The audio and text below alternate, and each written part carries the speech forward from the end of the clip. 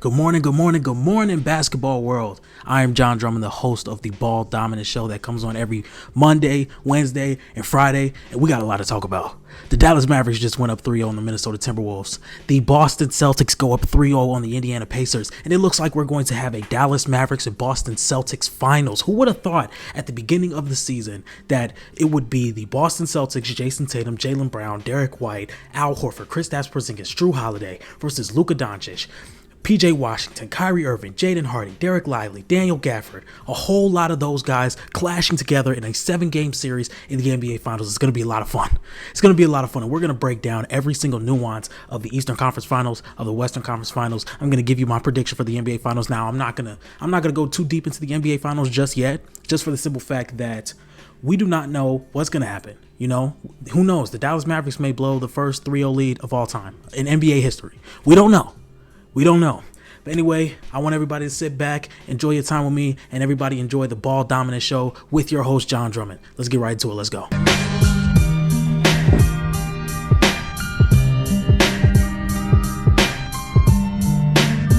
Okay, so in Game 3, the Dallas Mavericks beat the Minnesota Timberwolves 116-117. If we look at the stats, Kyrie Irving had 33 points, shot 50% from the three-point line and 60% from the field. And Luka Doncic also had 33 points and shot 45% from three and 50% from the field, combining for 66 points between this team. Now, when I look at this series, obviously I want to give a hats off to guys like Daniel Gafford, Derek Lively, Jason Kidd, Derek Jones Jr., the other guys, basically, not Will Ferrell, not Mark Wahlberg, but the other guys on the Dallas Mavericks. So, one thing I just want to say, the Timberwolves have tried to throw everything they can at the Dallas Mavericks, whether it be hedging, switching, blitzing, none of it has worked. And right now, Luka Doncic looks like the healthiest he has been all playoffs.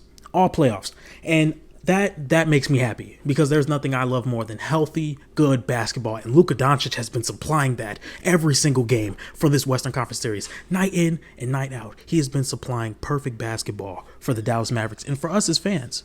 So one thing I just want to say about the Dallas Mavericks defense, before I even get into that, I just want to say Derek Lively has been the best big man in this series, 100%. Derek Lively has been the best big man. And the way they clog the painted area, so guys like Rudy Gobert, guys like Karl Anthony Towns. If we look at Karl Anthony Towns tonight, he obviously did not shoot well. I mean, he only had, 14 points. He shot 5 for 18 and 0 for 8 from 3. That is what this Dallas Mavericks team is going to do to you, and that's something we had questions about coming in. I mean, Naz Reid, 14 points, a more efficient 14 points if you ask me, 5 for 10 from the field. If we look at Rudy Gobert, he only had, 9 points and 6 rebounds. Did not play well. I commend the Minnesota Timberwolves for how far they have come, but they don't have that real perimeter threat to attract attention from the defense other than Anthony Edwards. And you're hoping Jaden McDaniels can make that jump, which I still think he can. He had 15 points tonight. He shot 75% from 3 and 75% from the field, 6 for 8 from the field, 3 for 4 from the three-point line. But the way Dallas is forcing the Minnesota Timberwolves to take tough shots, I think Anthony Edwards has had to work really hard for the shots he's been making this series, and they've done that series after series after series. I mean, after that Clippers series, I think it was Game 4 that the Clippers won, where James Harden and Paul George just really had their way. I think they switched the game plan, especially going against the Oklahoma City Thunder. The only tough shot maker that I really think the Thunder have is the SGA. He was making those tough shots, but guys like Chet Holmgren, guys like Jalen Williams, they weren't making them. Anthony Edwards, he's had some trouble hitting his shots. I mean, in Game 1 and 2, he was incredibly inefficient, but it looked like Game 3, he started to get a little bit more aggressive. He still shot under 50% from the field, but I think this is a way better game than he has had in recent games. So I think that's really good. I still think Dallas is going to win this series. I mean, obviously, they're up 3-0. Nobody has ever done it. And I don't think the way that the Minnesota Timberwolves are playing that they're going to win 4 straight. You never know. But if I was a betting man, I'd put my money on Dallas. Just a quick few things.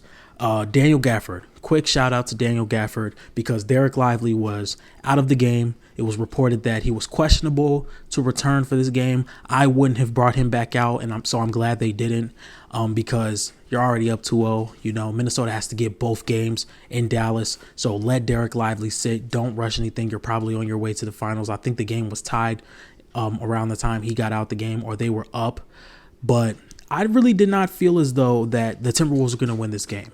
I did not have a questionable doubt in my mind that the Minnesota Timberwolves were going to win this game. I mean, they made it interesting. They had a lead a few times, but every time the Minnesota Timberwolves punched, it felt like haymakers to jabs, in my opinion. It felt like Dallas would go on a big run or Dallas would get a big stop, and it just looked like Minnesota could not really counter that. And it looked like this defense did not look like the defense we saw in the Nuggets series. They were late on their rotations. Rudy Gobert's not doing the best job at defending the paint, and they're attacking Rudy Gobert. I mean, they're attacking the defensive player of the year, and Luka Doncic is getting him on switches. Kyrie Irving's getting him on switches. They're attacking guys like Karl Anthony Towns. They're attacking Naz Reid, and I really like that because I saw on a JJ Redick podcast with Luka Doncic. Luka Doncic likes to hunt these type of guys. He's going to hunt Steph Curry. He's going to hunt Rudy Gobert. He's going to hunt those big name guys because if you're a top player,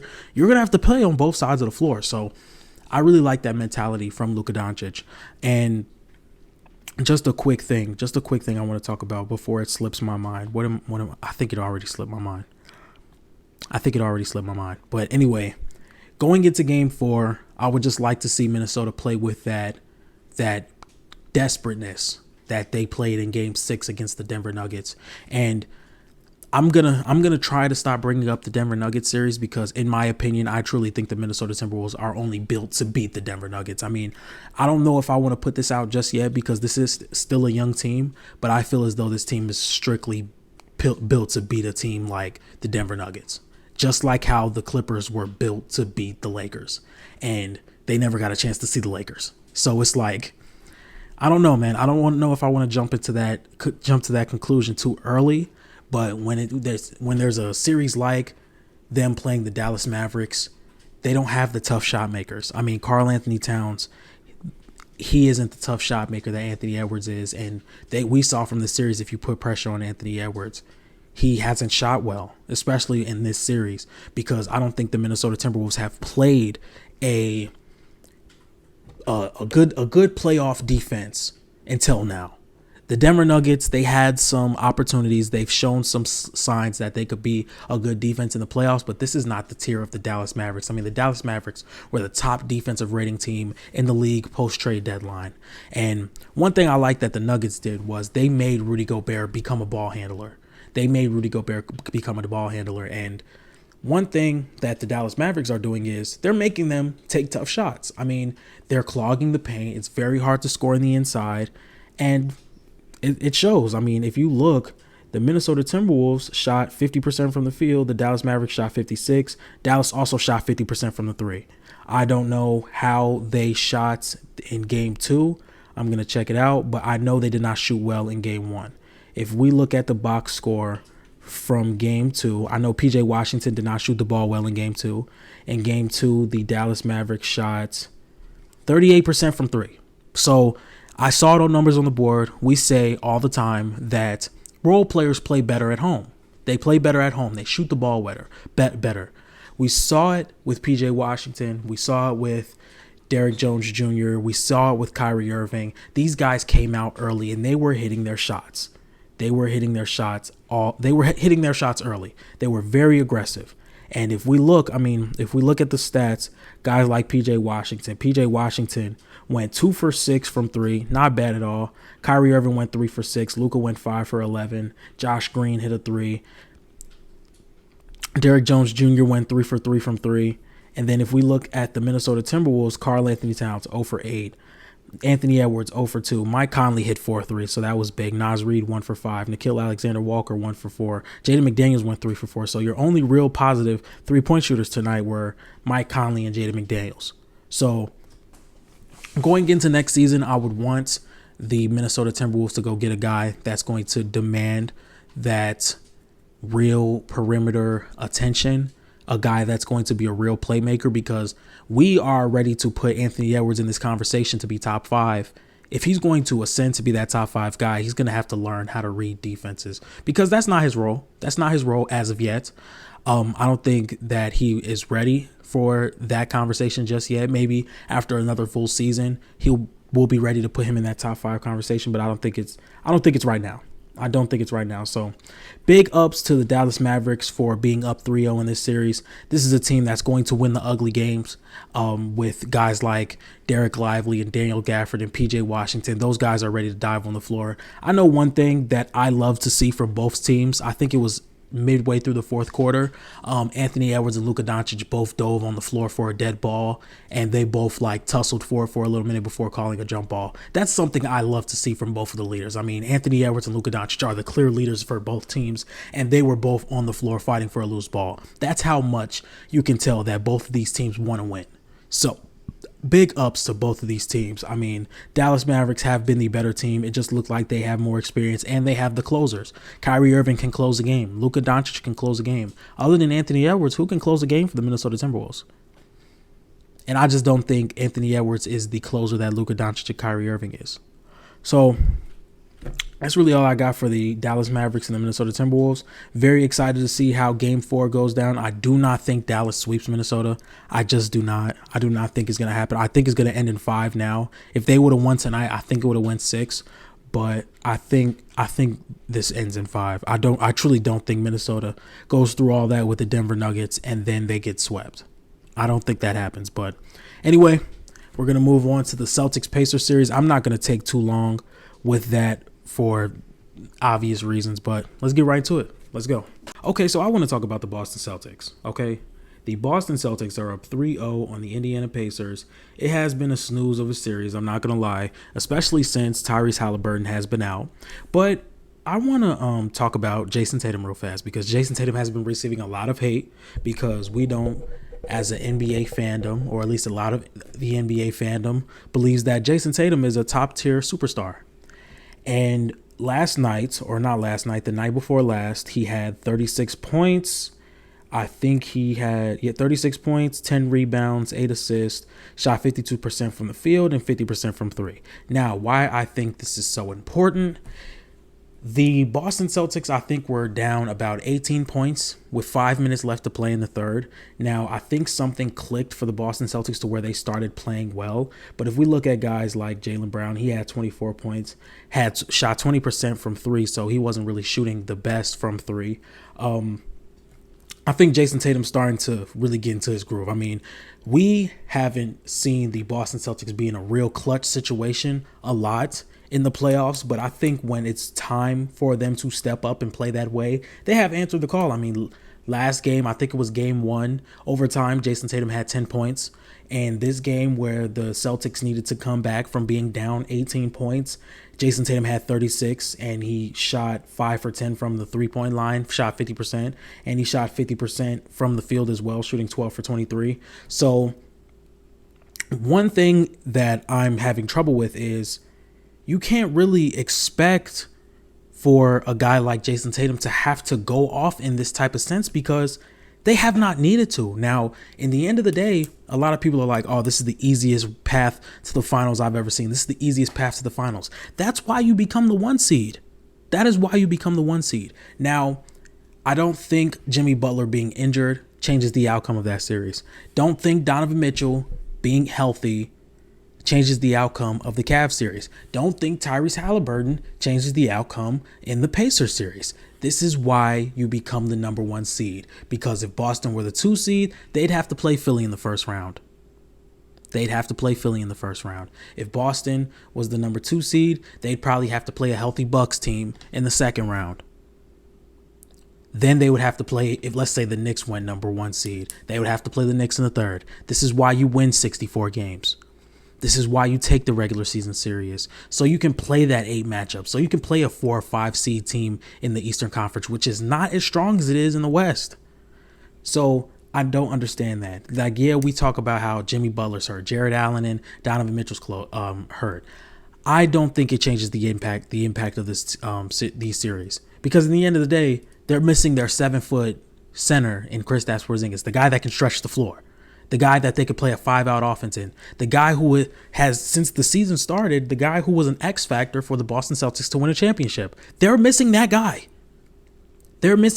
So I'm not going to put too much pressure on the Boston Celtics. I'm not going to sit here and overreact. Yes, Jason Tatum has had some stinkers in the first 7 games of the postseason this year. He was not playing well. I think he averaged about 21 points per game. Didn't shoot well from the field. But this is something I want to say as a sports analyst. When I watch these games, I want to talk about how the game is impacted in other ways than just shooting the ball. I think with a lot of people in the basketball world, you play bad if you did not shoot the ball well.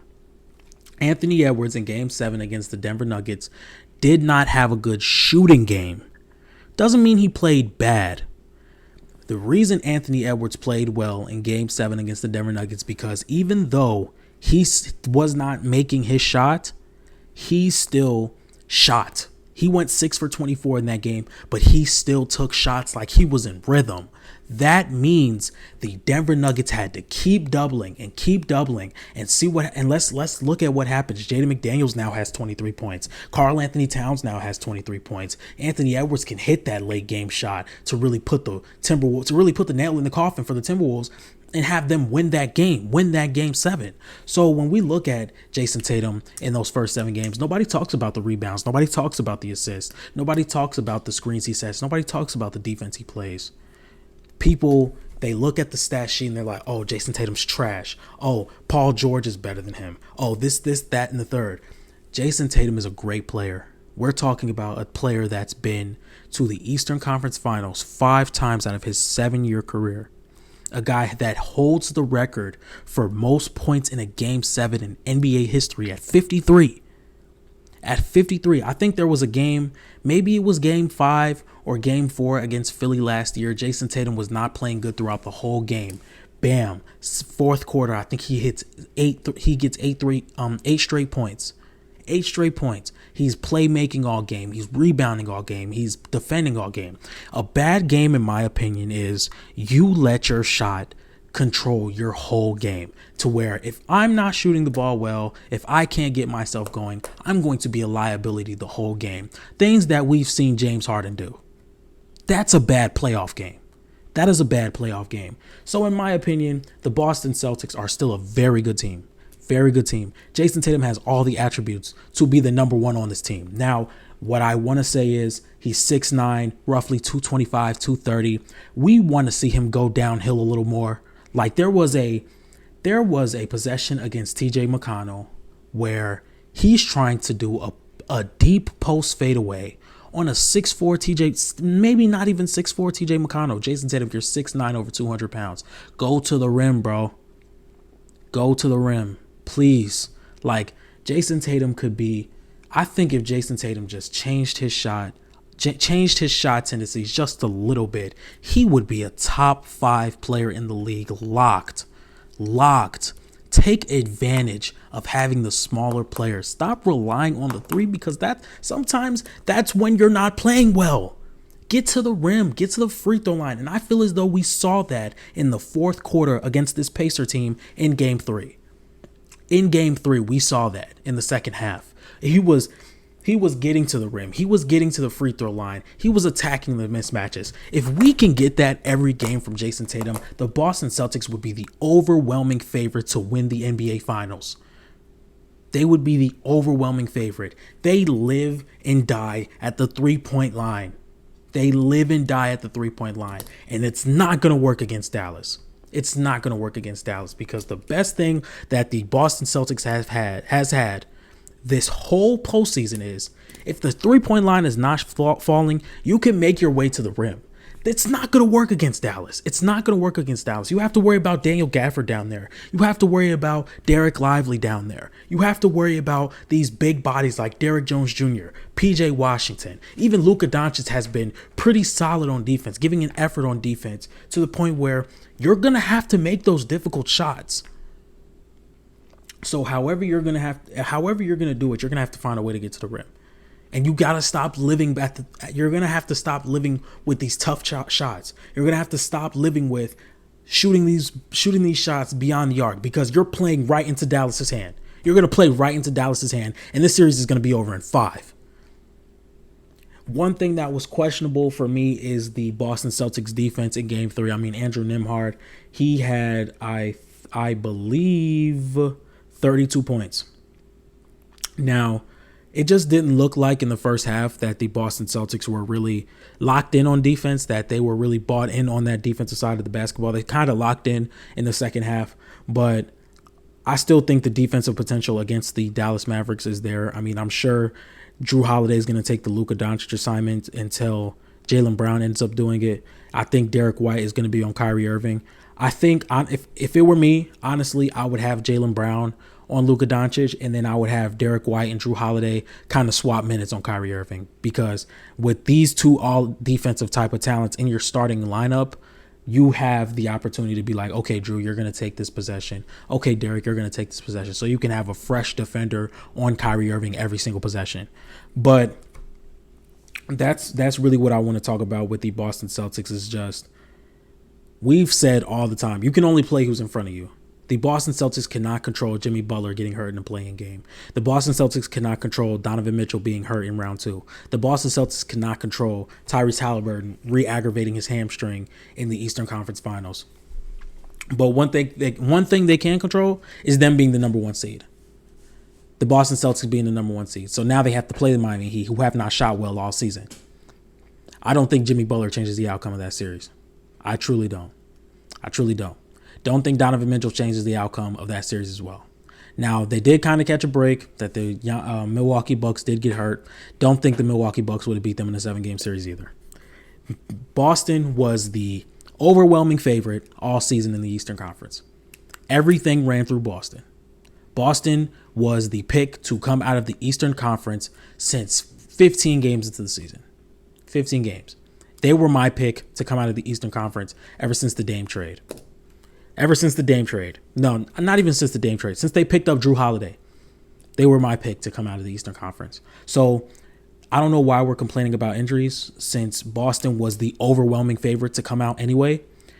There are some concerns how they live and die at the 3-point line. Jason Tatum's shot diet, but I still think Boston has more than enough to get it done. And it looks like they're going to be playing the Dallas Mavericks. So it's going to be a great series. I'm not going to give my prediction just yet, because once again, we all know that coming back from down 0-3 has never happened before, but it'll be just my luck that I do a finals prediction and the Timberwolves come back from 3-0. So I'm not going to do it. Not going to do it just yet. But that's my take on the Boston Celtics. The last topic we have coming up is going to be the postseason awards. The postseason awards is where I talk about who has been the most surprising team, who has been the most disappointing team, who has been the best rookie, who has been the best coach, and the all postseason team. That means I'm going to do 5 players who I think have had the best postseason. It's coming up next. Let's do it. Okay, ladies and gentlemen, so we are nearing the end of the 2023-2024 NBA season, and I want to do some postseason awards. We're going to be talking about the most surprising team, the most disappointing team, the best rookie, who has been the best coach, and the all postseason team. The all postseason team is like the all NBA first team, just for the postseason exclusively. So we're going to dive right into this. My most surprising team is obviously the Dallas Mavericks. I mean, this is a team that missed out on the play-in last year. They didn't even make the play-in. And now they're 1 game away from winning the NBA Finals. Now, a lot went into this. It started with drafting Derek Lively. It started with the trade deadline, bringing in guys like Daniel Gafford and PJ Washington, who added more of a culture to this team, became defenders, 3-point shooters in PJ Washington, became lob catchers and defenders in Daniel Gafford. And this is a team that was the 5th seed in the West. I mean, yes, they finished the season very good. I think it was 18-2. They finished the season. But we go into the first round. They had some trouble against the Los Angeles Clippers. And I didn't think they were going to beat the Thunder. I did not think they were going to beat the Thunder, in my opinion. And they convincingly beat them in 6 games. I mean, the one win was where Luka Doncic did not look good at all. And then the one loss was when Luka Doncic did not look good at all. And then the second loss was when SGA had to take over in the fourth quarter just to keep them in the game. So the other 4 wins were pretty convincing in my eyes, and Dallas just looked like the better team all around. And now they're up 3-0 against the Minnesota Timberwolves, who just beat the defending champion Denver Nuggets, who we all thought were going to beat the Dallas Mavericks in about 6 or 7 games, in my opinion. So obviously the most surprising team has been the Dallas Mavericks. The most disappointing team, in my opinion, has been the Phoenix Suns. I mean, this team has Kevin Durant, Devin Booker, and Bradley Beal. Coming into this season, I thought the Phoenix Suns would prioritize depth because you have the number 1, you have the number 2, whether one night it'd be Devin Booker as the number 1 and KD as the number 2, or the other night where it could be Kevin Durant as the number 1 and Devin Booker as the number 2. You have that duo. And I think you had some assets in Chris Paul and DeAndre Ayton that you could have turned into some real depth for your team. Maybe get a solid starting point guard, maybe get a solid rim protecting big, maybe get some 3-and-D guys in the mix. And that's just not what you have. You have no draft picks now. You have no cap space. You just fired your head coach, and you can't really make any changes into your roster. You have your first round pick this year. It has to be spent on a point guard. It has to be spent on somebody who can come in and run an offense. I don't know how much a rookie point guard can really run an offense for a team that's looking to be a playoff contender. Because when we look at it, the Oklahoma City Thunder averaged the most points off of turnovers in the first round, which was 19 points. And it was because the Phoenix Suns did not have... No, it was the Timberwolves. It was the Timberwolves. I'm tweaking. The Minnesota Timberwolves averaged the most points off of turnovers in the first round because the Phoenix Suns do not have that point guard. It could have been somebody like TJ McConnell. TJ McConnell could have been traded for earlier in the season. He was not getting any rotation minutes for the Indiana Pacers. He was not getting any. I think you go into this offseason and you definitely need to prioritize getting a point guard and move Bradley Beal to the bench. I have a video in my channel. It's pretty deep in the files about why I think Bradley Beal should be sent to the bench. If you guys want to go check that out, make sure you finish this video. Go check it out. Next thing I want to talk about is the best rookie. It's been Derek Lively. Out of all the rookies that have played in the playoffs so far, it has been guys like Jaime Jaquez, guys like Chet Holmgren, these type of guys who are coming in and playing. I think Derek Lively has been the best player or the best rookie out of those guys. I mean, we're talking about a true big man. I mean, hitting clutch free throws against the Oklahoma City Thunder. I don't remember what game it was, but there was a point in time where they kept fouling Derek Lively, and he just kept knocking down free throw after free throw after free throw. Hats off to Derek Lively. Even before he got injured last night against the Timberwolves, he had a very good game coming in. Very good game. So I can't do anything but praise Derek Lively. And the coach that has impressed me the most is Jason Kidd. I mean, these guys, Jason Kidd made a game plan and he got his team to buy into it, and they've stuck to it. I mean, they've made SGA and Anthony Edwards have to take difficult shot after difficult shot after difficult shot, and they limited Chet Holmgren, Jalen Williams, and Karl Anthony Towns. So the defensive game plan that the Dallas Mavericks were able to put together and the way that they're able to hunt some of these inefficient guys on defense on the other side of the basketball, it's phenomenal to me. It's phenomenal to me. So I'm glad I got through that part. The part that I'm sure everybody's waiting for, the all postseason team. This is going by position. This is not going by ranking. So at my point guard, I'm going to have Jalen Brunson. Jalen Brunson is a guy who has so many responsibilities on offense. This is the guy who's supposed to be creating offense and finishing offense, as in taking the shot, creating for his teammates. And he has answered to the call every single night. I think he had 2 underwhelming games. I wouldn't say they were bad games, but they were underwhelming games in games 1 and 2. But then game 3 on, he kind of caught fire. I think from games 3 to 6, I think that's a 4-game stretch, he averaged 40 points. So Jalen Brunson has really shown up and shown out for New York, and I'm so glad that New York has a guy again. It makes basketball more fun when the Knicks are good. It makes basketball more fun. At number 2, I'm going to take Anthony Edwards. I mean, we cannot discard what he did in the first 2 rounds. Even in the first 2 games, he did not play well for a guy that has the standard of Anthony Edwards, but he did not play bad. I mean, he did not shoot well, but other than that, getting his teammates involved, playing good defense, rebounding the basketball, getting assists, still taking shots as if he's in rhythm, I think that deserves to be on this type of team. At number 3, Luka Doncic. He will be playing the small forward position.